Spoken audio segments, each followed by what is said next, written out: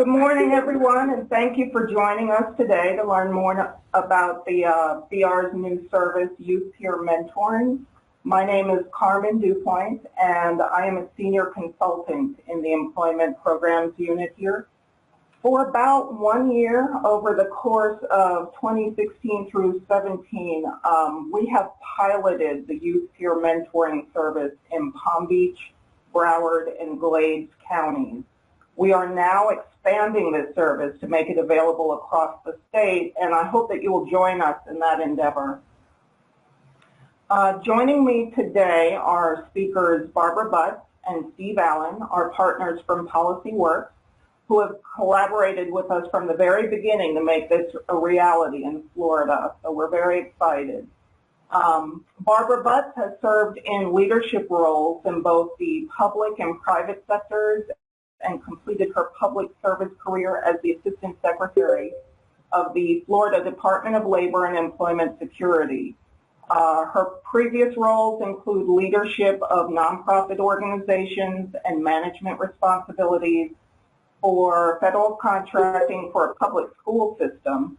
Barbara currently serves as president of PolicyWorks, a national nonprofit organization whose mission is to support individuals with disabilities in their efforts to achieve independence through employment. In this role, she's developed a successful California-based college-to-career transition model in partnership with San Diego State University's Inner Work Institute. And she's also developed a certification program for peer mentors in partnership with Florida Atlantic University for use by state VR agencies nationwide. PolicyWorks is also working as a partner in the Workforce Innovation Technical Assistance Center, also known as WINTAC. They provide technical assistance to 11 states and develop training products and other tools for use by state VR agencies and members of the national workforce system. And Steve Allen, he is the National Services Coordinator for PolicyWorks.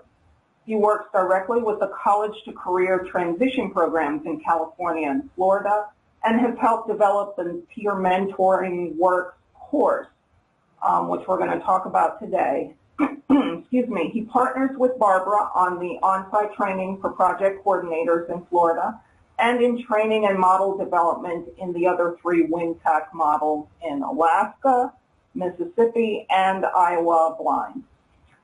Steve also serves as technical assistance liaison for Mississippi and Louisiana.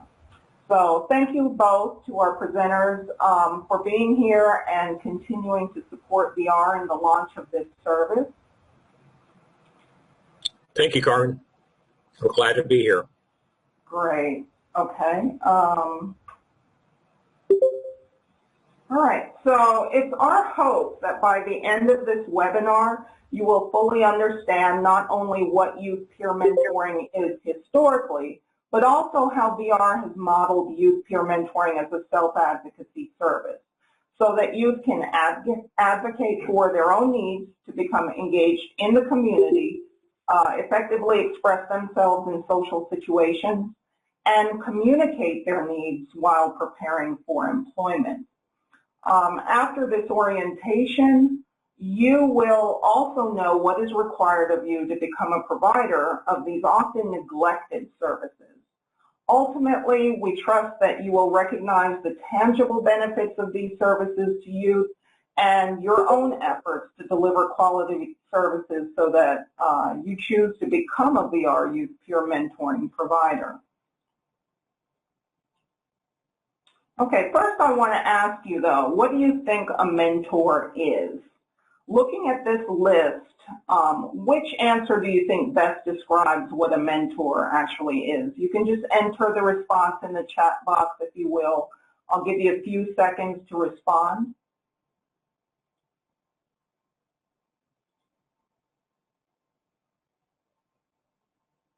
Okay, so I'm seeing a lot of C's, a professional experience for a trusted advisor, D, all of the above.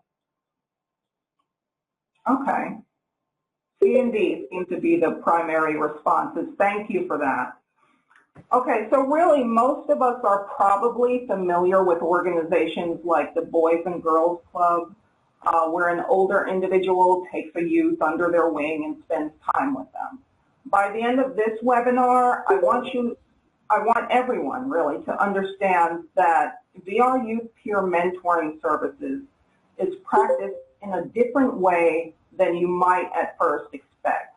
VR Youth Peer Mentoring provides youth the tools to continually improve their advocacy skills in a self-directed and self-determined way. So what I'm going to do now is hand things over to our first speaker, Steve Allen, so he can give you some history about peer mentoring and what that really is. Okay, Steve? Yes, thank you, Carmen. Can everyone see my screen? Can you see it, Carmen? I just want to make sure. I can. You just need to advance to your beginning screen on the history. Okay. There you go. Thank you. I had that advanced before we started it unadvanced. Well, thank you, everyone, for being here. I get the kind of the honor of talking about peer mentoring in the grandest sense, talking about the history of peer mentoring and how it is used today. I want you to kind of close your eyes and imagine back in caveman times, if you will, and imagine that you were wanting to feed your family and you wanted to know where you might hunt or fish or how to plant or eat certain berries or whatever. You would ask someone who knew and had those skills how you would do that, and you would seek advice for them, and you would follow that advice because your family depended on it. And that's in a sense what peer mentoring really is. It's our notion of looking to our friends and family and the members around us and finding that person which we perceive to have knowledge and ability and skills and asking them for it. So going back from the very beginning of time, we've been peer mentoring each other, and that's how we've come today to be in this world that we live in. There have been many formal and informal peer mentoring relationships. Carmen mentioned Boy Scouts. There are many others that follow different models. And so we look forward to exploring the model that we're going to use here in Florida to make a difference in young people's lives. Today, youth learn most of their social behavior through interaction with peers. Every day, one person mentors another on campus and in the workforce. You can imagine with social media and many elements like that, there is a lot of influence that goes on, and some of that information is good, and sometimes you get bad information from people. So what we want to do is always try to make sure that our information is good when we use peer mentoring in the fashion that we hope to use it. Who are peer mentors? Peers are individuals who share some common characteristic, attribute, or circumstance. These may relate to age, ability, interest, etc. Mentors are individuals who have more experience within that common area along with additional training in how to assist another in acquiring skill, knowledge, and attitudes to be more successful. As you can imagine, if you travel, you go to a city, you call a friend, you ask them where to eat, where to stay, what part of town to live in. You do that by calling someone that you know or have confidence has the information that you need and would understand the kind of selection criteria that you might use. What is peer mentoring? Peer mentoring is a process in which a more experienced individual encourages and assists a less experienced individual engage in and develop his or her potential within a specific area of interest. Both individuals in the partnership benefit from the opportunity for growth and development. I imagine all of us could think of a person that we have mentored and how that has been a benefit to us as well, and vice versa. The goal of a mentor is to use their experiences to assist the mentee in advocating for themselves and becoming more independent.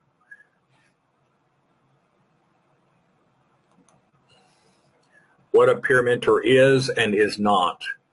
And this is very important, but defining the kind of roles and responsibilities. A peer mentor is a coach, a supporter, an advisor, a role model, a resource for new information, ideas, and opportunities. But a peer mentor is not a social worker, a parent, a superhero, a source of money, a therapist, or a solution to all problems.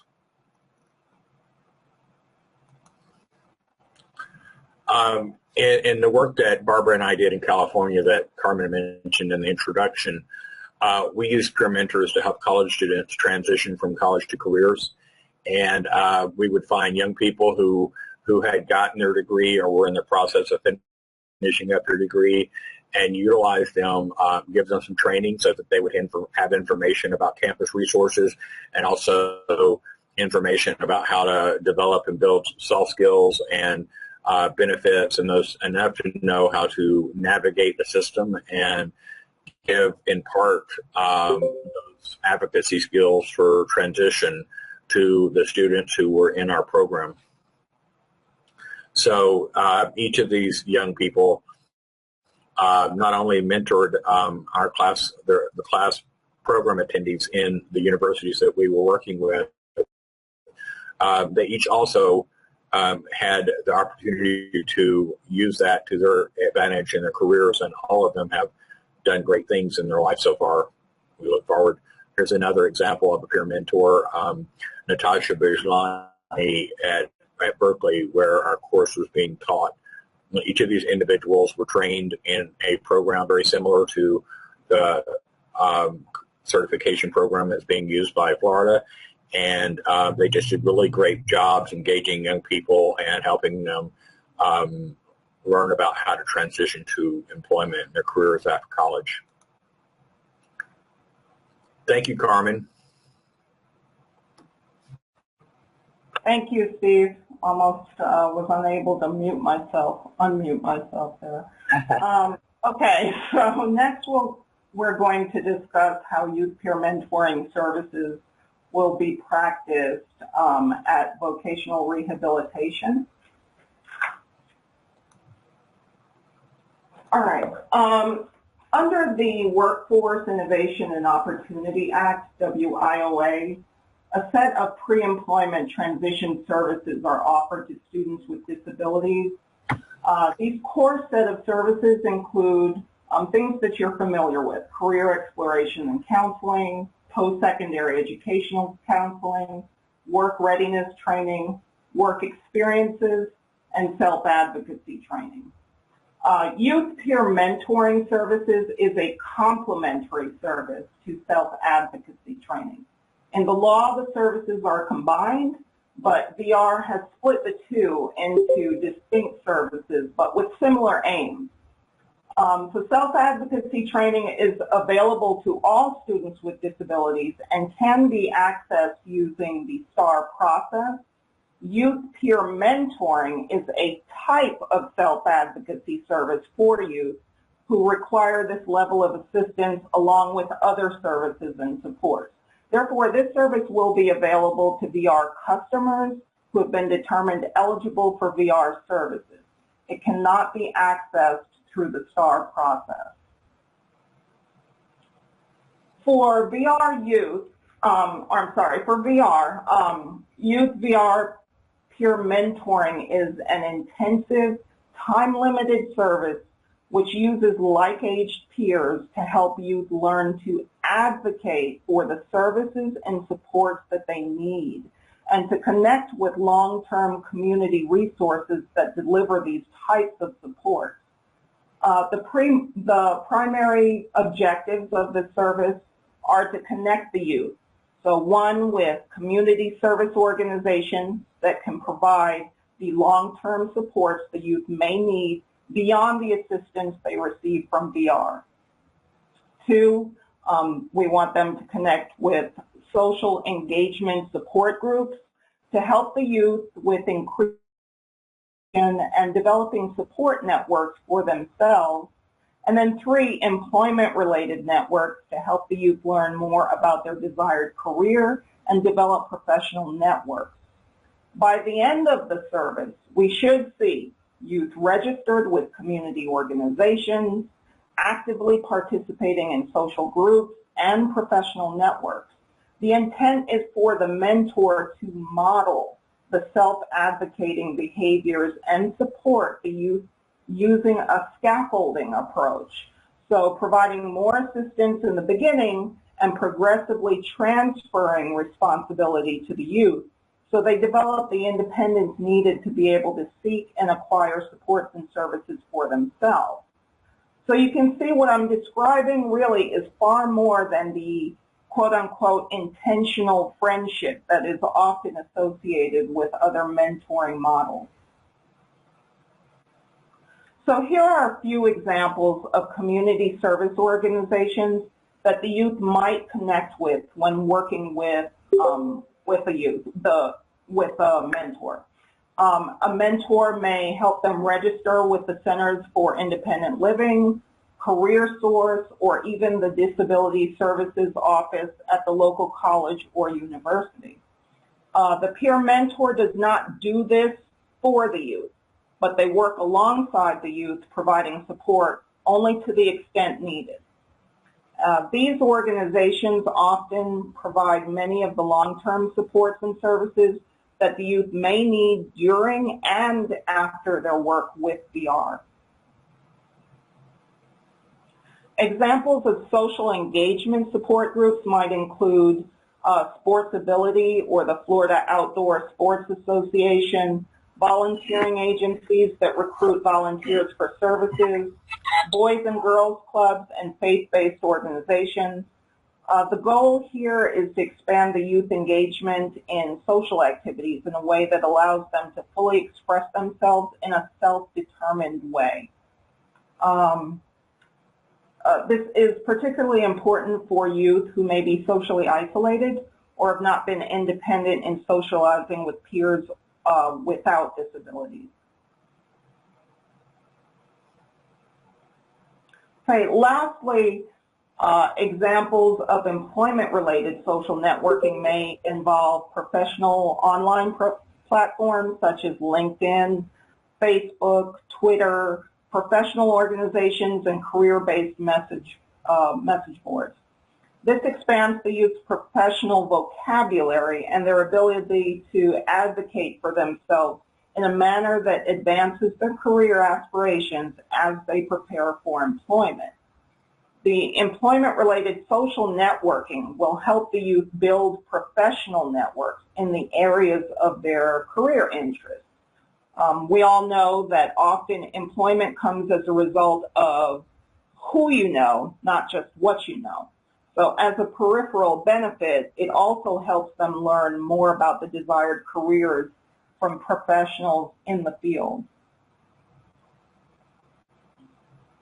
Okay, so this list gives some examples of what we expect throughout the course of service delivery.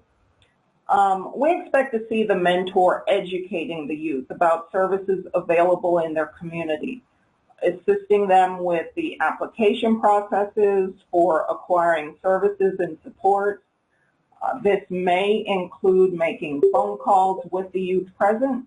At first, a mentor may make the phone call, modeling the behavior and the types of questions that should be asked. The mentor would eventually get the youth to a point where he can initiate the calls himself and interact directly with the organization staff. The mentor may help the customer search online platforms to find social or professional networks in which they can become involved. The mentor can coach the youth on appropriate communication skills for interacting with those groups. The mentor may also engage in discussion about college with the youth to help them understand their options and also identify their needs in a college environment and survey the types of assistance that the colleges may offer for students with disabilities. Ultimately, in this case, We would expect the youth to not only learn about the college's Disability Services Office, for example, but also to register with them. So it's important to remember that the customer should be driving this process more and more until they are functioning independently of the peer mentor. I do also want to note that VR may provide supports to enable the youth to participate in the youth peer mentoring service, including things like transportation and assistive services and devices. These would be determined based on the youth's individualized needs, of course, and should be discussed with the VR counselor.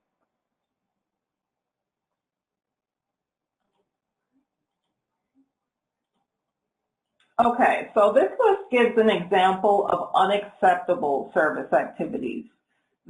These would not be eligible for payment.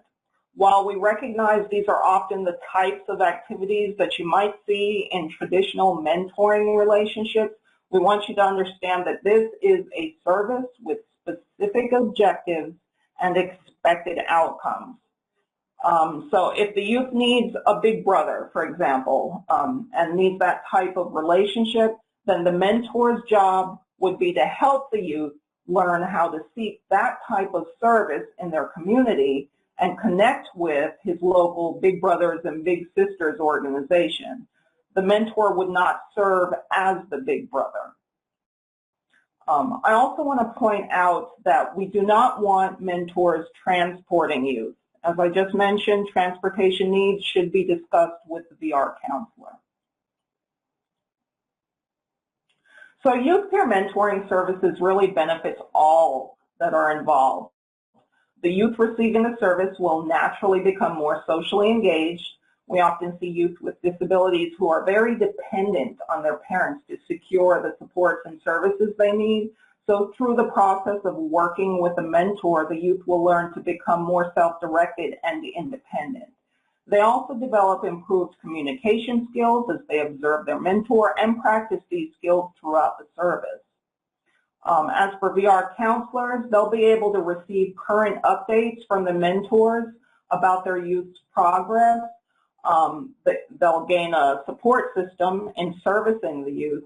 And we know that youth often don't listen to adults, right? But they will listen to their peers. So many of the lessons that the VR counselor may not be able to get through to the youth, the mentor will be able to, as the counselor will be heard through the peer mentor's voice. The mentors also benefit. They learn to navigate their communities, as they work with their mentee.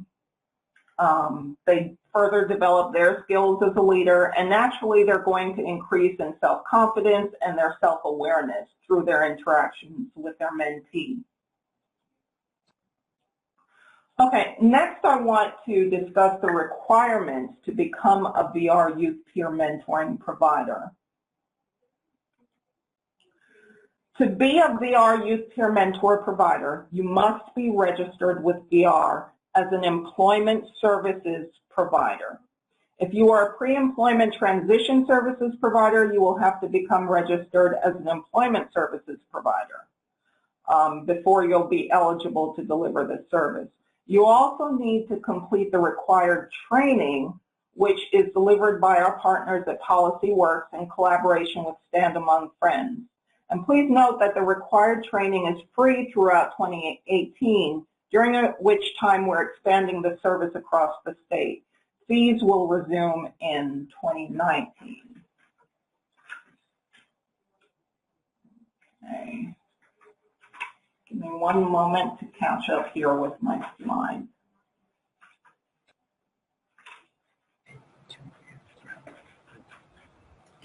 Okay, so there are two roles held by youth peer mentoring services providers, the youth peer mentor coordinator and the youth peer mentor. The coordinator will be responsible for the very important tasks of recruiting and hiring the mentors, matching the mentor to the youth, overseeing the mentor, monitoring service delivery and the youth's progress, and performing administrative duties such as submitting the documented deliverables. The mentor will will deliver direct services to the youth. They will assist the youth in a manner which we described, using the acceptable service activities to help the youth self-advocate for the services and supports they need. This service is delivered one-on-one, one mentor to one youth. So mentors should not be meeting with groups of youth at a time.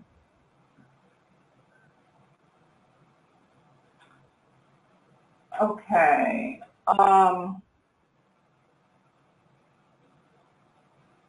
Training requirements, I'm sorry. Training is required for both the peer mentor coordinator and the youth peer mentor.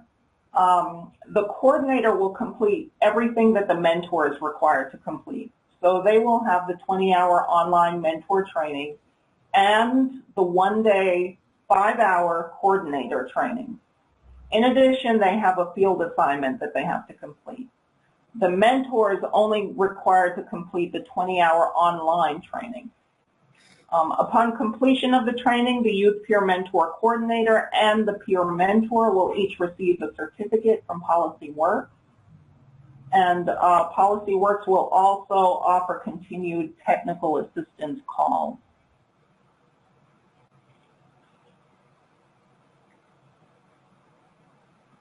Okay, one thing I do want to cover is VR process training. So after you complete the training with PolicyWorks, you're also going to be required to complete the online training modules covering the topics that are listed here.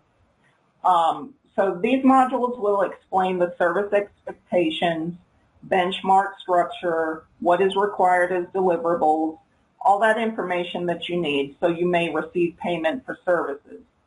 And these modules will be available on the VR website at rehabworks.org on the vendor resources page. They're not posted yet, but they will be available by January 2018. Around that time, that's when you will begin the on-site training with PolicyWorks.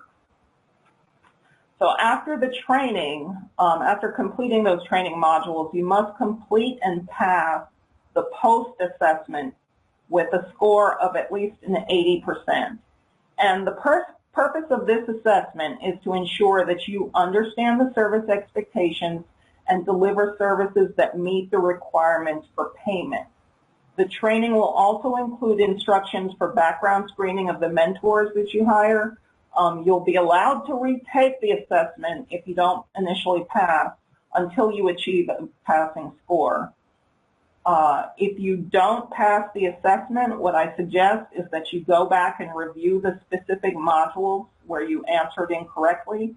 These modules will be broken out into sections to help you locate the specific information that you need, so you won't have to re-watch an entire webinar. Okay, so after you've passed the assessment, you still need to register with VR as with the VR Vendor Registration Office as a youth peer mentoring provider. The VR Vendor Registration Office will be notified that you achieved a passing score on the assessment, and the application will be emailed to you. With your, so with your application, you're also going to submit the certificate that you received from PolicyWorks.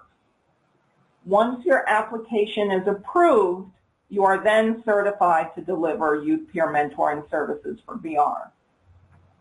So just so you are aware, the application will also include key information about the service expectations and the required deliverables. So you will always have that information for reference. And please note that you cannot access the application until after you have completed all the other training requirements and the post-assessment requirements. So please do not request it ahead of time because the Vendor Registration Office cannot give it to you until all other requirements are complete.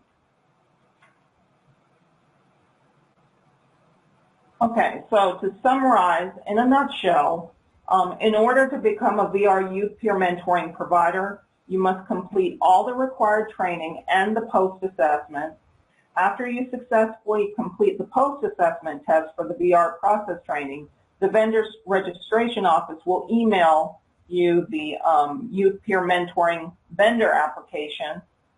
And after your application is approved, your agency is certified to deliver youth peer mentoring services. You will then be contacted by the local provider liaison to orient you to this new service and go over the forms associated with the deliverables. Then all you need to do is wait for referral. So let's talk about payment. There are 3 benchmarks for this service. Because there is a cost for training, which is going to resume in January of 2019, the first benchmark takes into consideration the activities to coordinate with the youth with a peer mentor that best matches the youth's needs. The plan and mentor assignment involves the most important step of matching the mentor to the customer. The provider will need to conduct meetings between the potential mentors and the youth to ensure a fit between the two, because it's very important that that relationship is a good fit for the youth.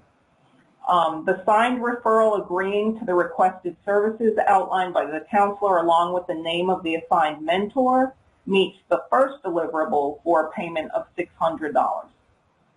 As the mentor meets with the youth and delivers direct services, he or she will document their activities in a monthly activities report. That report must be submitted monthly and serves as the second deliverable for a payment of $16.50 per hour of service. And then we have the final report. It's an accounting of and payment for the coordinator and mentor's efforts to provide the youth with a tool set of skills needed to self-advocate in a self-determined manner.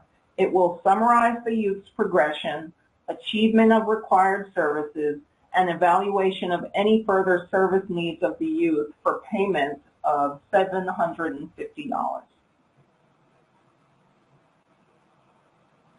Okay, before we go any further, I want to stop and answer some questions. If you have any questions, please enter them in the chat box now. And Daranita, please let me know what questions have already come in.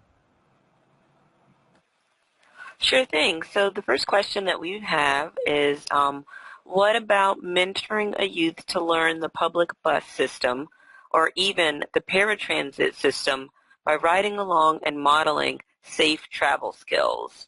So I think this one's related to transporting youth and how that works. Right. So the mentor wouldn't be transporting youth, but if that is identified as something that needs to be covered, say when the VR counselor indicates the activities and services that they're requesting on the referral, then that would be considered an acceptable activity. Okay. The next question is about the resources. How can we access the PowerPoint so we can print a copy for ourselves? Okay, the PowerPoint and the recording will be posted to the Rehab Works webpage on the vendor resources page, and that should be posted by next week. I'm also going to follow up this webinar with an email with information that'll probably go out to you on Monday, so I'll let you know if it's posted up by Monday. Okay. Next question, is there a set amount of hours for the service, like a minimum or a maximum? There really is no minimum or maximum.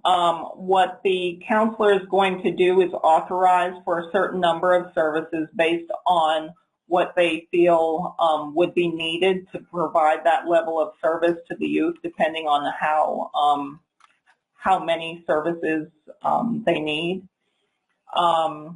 But there is no specified amount. It's really based on how frequently the youth can participate in the service throughout the month or weekly. So it really is individualized based on the youth and their needs, the types of activities that they need to become involved in. On average, I saw anything during the pilot of a few hours a month to up to, I think it might have been 14 hours a month. Okay. That seems to be a popular question. So for those of you who had questions along the same lines, if that explanation didn't give you what you needed, please just provide us a little bit of clarification in the chat, and I'll ask it. So the next question is there a fee for taking the mentor test? During the time that we're expanding this service, so through December of 2018, all of the training is free. As of January 2019, the fees will resume for the training. If you're speaking specifically of the training modules that need to be completed on the VR process and the post-assessment, those are completely free. Okay. Next question, how many mentors do you suggest we have trained before applying? That really depends on you as the provider. What I have seen during the pilot is that some providers will have other job duties for the mentor, so that they have other tasks for them to perform while the provider is waiting for the referral from VR for the peer mentoring services. So it really depends on you. Now, in addition to that, though, I want to mention that because that matching of the mentor to the youth is so important, you wouldn't want to just put all your eggs in one basket of just one mentor, because there have been plenty of instances where maybe the mentor that was initially assigned was not one that the youth felt most comfortable with and preferred something else. So you need to be prepared to be able to have at least enough mentors to choose from to be able to make a good match for the youth. I hope that answers your question. Okay. Next, lots of questions around payment. So do the mentors have to be paid? If yes, what are the mentors paid? How much do they get paid? Okay. Yes, the mentor is supposed to be paid. How much you pay them is really up to the provider. I have heard of a provider, I know they're getting paid, we're paying $16.50 per hour for the service. I know of a provider that's basically paying the mentor like $16 an hour for the service.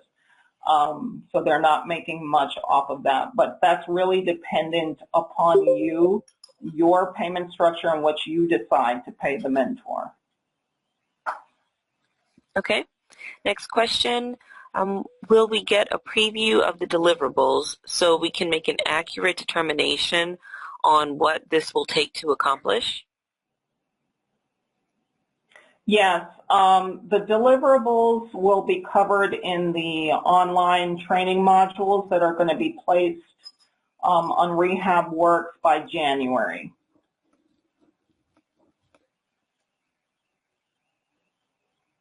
Okay, so just another payment clarification question. So the youth peer mentor gets paid directly, that $16.50 you're talking about, or does it go to the provider and the provider then pays the mentor? It goes to the provider and the provider pays the mentor. Okay. Next question, what about the parents of the youth? Are they required to participate? You know, we always want the parents to be involved in whatever service is being offered to the youth. And if you're asking specifically, does the parent need to be there when the mentor is meeting with the youth? No, they do not. But you definitely want to keep the parent involved. You're talking about asking a parent to entrust their child to basically a stranger. So you want to make sure that they feel comfortable with the mentor that you have assigned to work with the youth. Okay. And I know that we have one more section. Do we have time for a few more questions, or is it time to move on? Let's see, what time are we at? If we could hold those questions to the end, I want to go ahead and give Barbara an opportunity to cover, explain to you more about the training that's being required. Okay. And good morning. Right. Okay, one moment, Barbara. I'm going to transfer the presenter rights back to you.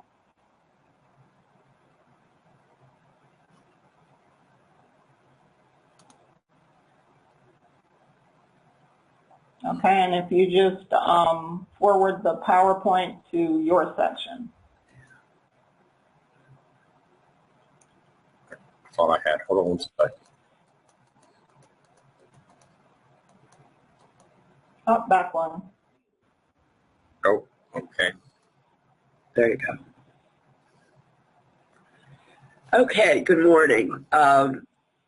Policy Works, as Carmen indicated, partners with Stand Among Friends at Florida Atlantic in hosting this training and providing the on-site training.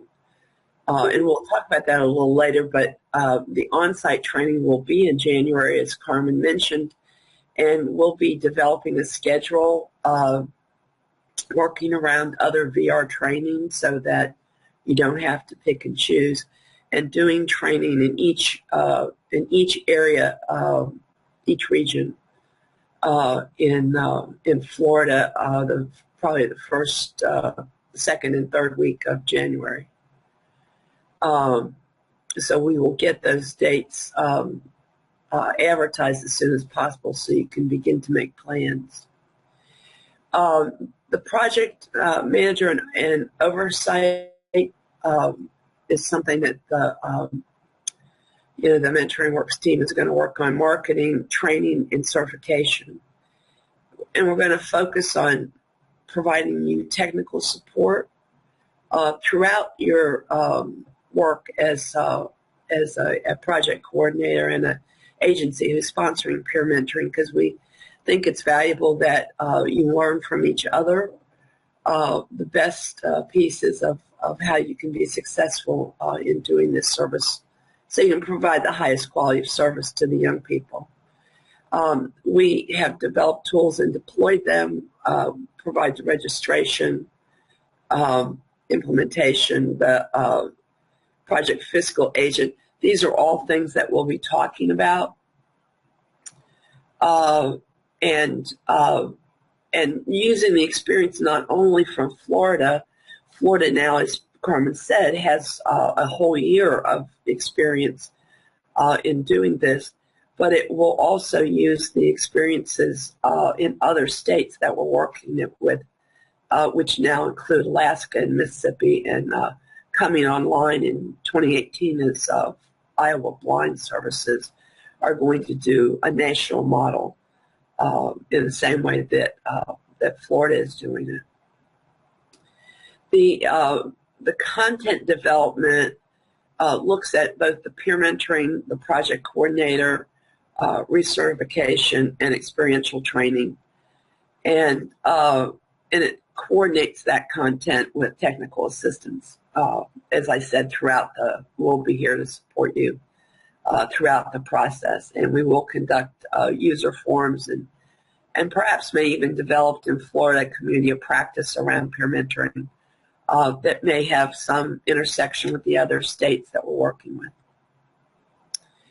On the coordinator training, these are the things that we're going to be talking about and developing skill sets and information, understanding the role of the mentor, developing a position description for your agency, completing an environmental scan of community resources and connections, because that's a piece of what you're going to be working with. The peer mentor is going to be working with their person, so you need to have a really good idea of what is out there. And then recruiting and selection. What's the best ways of recruiting? What are the most important selection factors? what are you really looking for your agency and your mentors? And then talking about supervising and supporting peer mentors as a coordinator. Again, that's a very important activity, and it's not all of the folks that you may choose to be coordinators may have had that experience in the past in terms of supervising others. You may have some top quality folks. They have all these skill sets, but they may be new supervisors. And then ways to evaluate both the activities and the performance. The online peer mentoring training course outline, and this is a 20-hour course that is available online. And we talk about many of the same things we've talked about here today. The history of peer mentoring, communication basics, then communication at work, because for many people, young people, this will be their first time working. And they have some reporting responsibilities in terms of reporting the activities that they're doing with their mentee. And so they need to learn that skill set. The principles and practices of self-esteem, what it is, how to help people build it, the whole discussion of attitudes, what they are, and the role that they play in behavior, problem solving, which is important for all of us. Then we have this section, which is probably one of the very most important in the work that you're going to be doing, is campus and community resources. On campus, if your youth happens to be on a college or a community college campus, what resources do they have that your mentor could be, guiding the mentee to? And then also throughout the community, where are those resources that you will be connecting young people to? And the mentor needs to have some understanding about how those systems work and what's required, and some of the best ways of communicating both need and advocating for services. So that's again a skill set that the mentor can teach the mentee.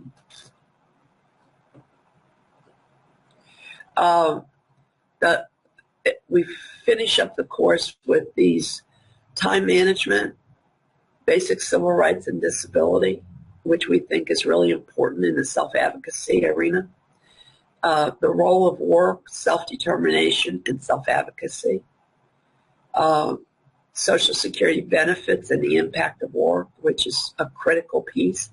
Again, for those of you who do this every day, you know that nobody should be think that they're an expert in this, but we do want our young people to be aware of what the issues are in terms of Social Security benefits and work, and where the best resources are so that they can help connect their young person, their mentee, to benefits planners and others in the community that can really accurately and in a very most professional way direct people through that maze. Navigate, I think, is the correct word. So that's really important. Then we do a section of real life applications where we run through how some of these principles and practices play out in working one-on-one with an individual. And then we have a pre-employment skills toolkit that they can resource with information about soft skills like interviewing, resume preparation, those kinds of things, so that it can assist and can be used. The mentor can use that with the mentee and kind of walk through that section on an as-needed basis. So those are the things that are included online, the online training. We track the We track the participation on that course. We have people available to assist if people have questions or have some issues of some kind. The course does sit on the Stand Among Friends website, and our staff will be the ones who will review it, support people while they're online, and then also be providing the certificates at the back end. And we do track the mentoring progress, the mentor progress.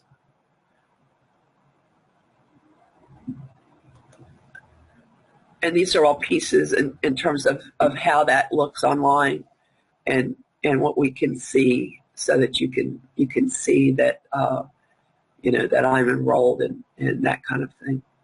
So these pieces are just tracking the progress and showing whether or not they pass. These are the records that we would be providing to Carmen and the folks from VR. The online training also identifies scenarios, and so there are questions at the end of every section. And at this point, they're all multiple choice. So that kind of gives you a quick summary of the content of both the provider training and the training for mentors. And I think the couple important things to remember is that during this year, all of this training is free. That there'll be ongoing support as you move through the process, and once you have your program established, we'll develop some kind of a community of practice throughout the state that may hook up with other state models, so that you'll be able to see and hear what other people are doing, also what works for them. PolicyWorks is committed to having this be the most successful program that collectively we in Florida can produce, and we're very proud to work with VR in this arena. Thank you. Great. Thank you so much, Barbara, for that explanation. I'm going to go ahead and show my screen again. Give me one moment, please. Okay. So we'll stop now for questions. Daranita, if you want to go ahead and read off whatever questions we have. Maybe if some came in for Barbara specifically related to the training, we'll start with those and then get back to the others that we weren't able to cover earlier. Okay. So it looks like one of the main questions that we received related to the training is a clarification on who can be a mentor. So can a provider also be a mentor, and what are the qualifications needed for the mentors related to what VR is looking for and as far as the training? Okay, so the mentor, again, is a peer mentor, so we expect them to be like aged. We have not put a cap on the age, but you want them to, they have to be at least 18 years old and have graduated high school. But beyond that, you just want to make sure that they're similar in age to the youth. So, for example, if you have a 15-year-old youth that's receiving the service, you could pair that person with an 18-year-old mentor. If you have a youth that is 18, you might want to pair them with a mentor that's more around 22, 23. I have seen a mentor that was 25. That was fine. I believe the youth that was receiving the service was probably 20 or 19, something like that. And I have also heard providers tell me where, you know, it really goes back to the match with the customer and who they feel comfortable with. So one particular customer asked for somebody a little bit older. So she didn't want someone as close to her age as 18. She wanted somebody closer to 25. And as kind of a way of thinking about that, we've kind of talked about no more than 6 years. Great, thank you for that. Yeah. Okay. So also related to training, want to know when and how soon can we start the training for providers, and whether or not payment should be provided to mentors during the training period. Okay, so I'm going to give you some information about the training. After this, if you are interested in becoming a provider, I know Daranita has been posting the link to the provider interest survey in the chat box. That would be your first step. Complete that. And then following that, once we have your information, you can expect to receive an email from PolicyWorks in December. They'll send you an email with a link to access the online mentor training, so you can begin that as your first step. I think I forgot the latter part of the question. It was something about when to hire the mentor. When to pay them. Are they allowed to be receiving payment when they're going through their 20 hours of training? Oh, okay. No, VR is not paying for the mentor to be trained. So the payment to the mentor really comes in as they're delivering the actual service to the youth. Okay. For now, those are all the questions related to training, and we're scheduled to go until how long today, Carmen? We're scheduled to go till 11. We have 1 minute left. If you all wouldn't mind, we can go a few more minutes to cover some more questions, and then I'll close out. Okay. Okay. So I'll pick the most popular questions. Let's see, the youth we're serving should be signed up through VR, through their high school. So I think they're curious to know how the youth are coming to us. Yeah, Daranita, hold on to that 1 second. Let me cover next steps, because I hear that we're losing people, and I want to make sure that they understand what to do next, and then we'll come back to that question. Okay, so I hope that everything you heard today convinced you to join us in our efforts to offer this service across the state. Again, if you'd like to become a VR Youth Peer Mentoring provider, please complete the provider interest survey by Friday, November 17th. And the link to that survey is here. It's also in the chat box. You can go ahead and complete it now. After you complete the provider interest survey, you can expect to receive the email in December from PolicyWorks, and that's going to include the link for you to access the Peer Mentor online training so that you can get started on that during the holiday season.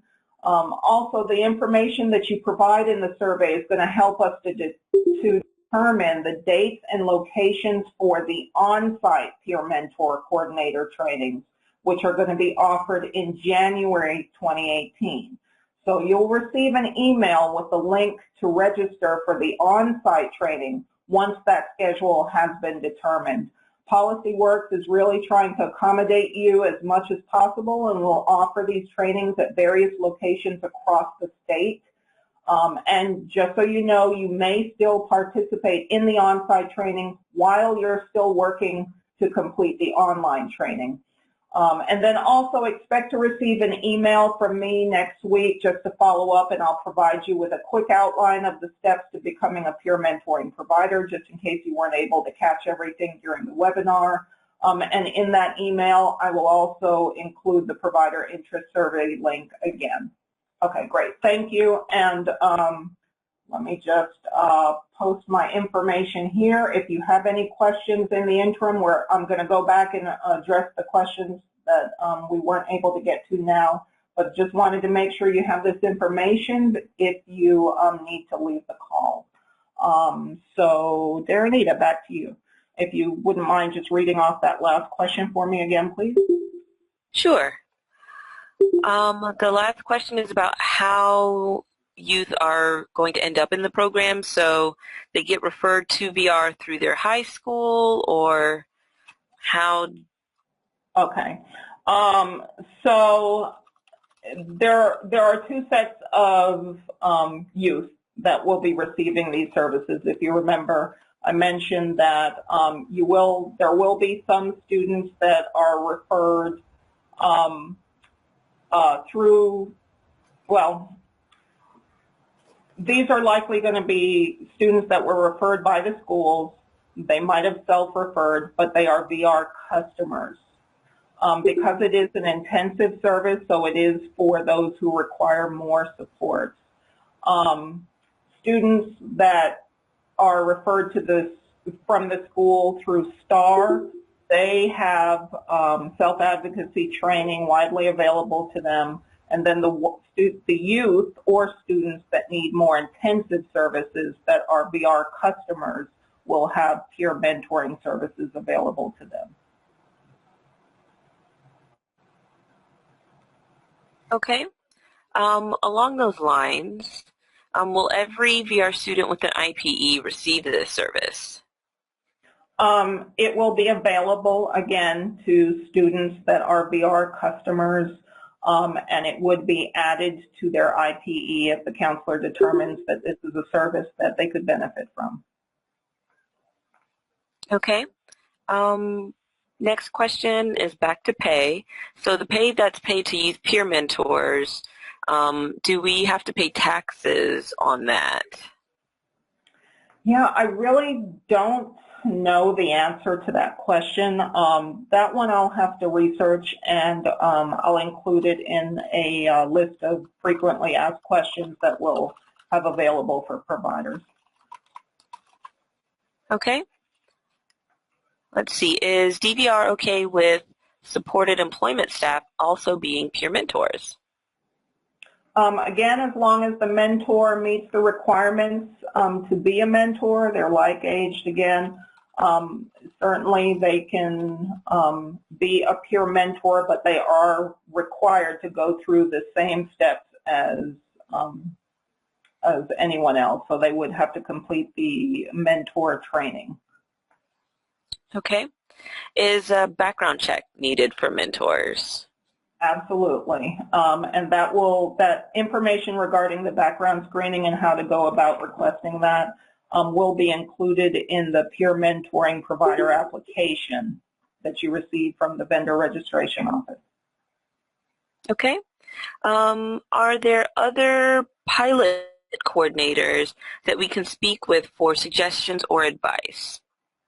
I can certainly reach out to the current pilot coordinators and see who would be willing to share information ahead of time.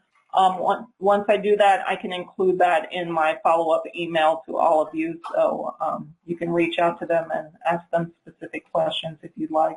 Also, just so you know, during the technical assistance calls that Barbara is going to be setting up with coordinators, we'll have the pilot participants on there as well, so they'll be able to share, some of their lessons learned during the pilot. Okay. Is there a VR referral document? And I think that this is a question related to one that we had earlier about like how individuals are going to be getting their referrals and whether or not it's a separate referral for this service and how that works. Okay, so this is a paper-based referral, so you'd receive it just like you receive any other paper-based referral from VR. REBA is not involved here. There is a referral form, and if you remember when I covered the benchmarks, that referral form itself will actually serve the dual purpose, because on that referral form it's going to identify all of the service activities that the counselor is requesting from the provider, and the provider is going to conduct the activities necessary to make an appropriate match of mentor to youth. Once they've done that and assigned the mentor and signed and returned that referral, that serves as their first benchmark. Okay, almost to the end of the list. Do these services need to occur outside of school hours or outside of school days? Yes, they do. So just like the other services that are in the evenings, weekends, holidays, outside of school hours when the youth is available. Okay, and we've reached the end of our list of questions. Wonderful. So again, I just want to thank you everyone for participating. Before we close out too, I want to give thanks to our partners at PolicyWorks and Stand Among Friends for all the information that they have shared. Have a good day, everyone. If you have any questions, again, please contact me by email or phone and complete the provider interest survey if you are interested in joining us in this endeavor. Thank you.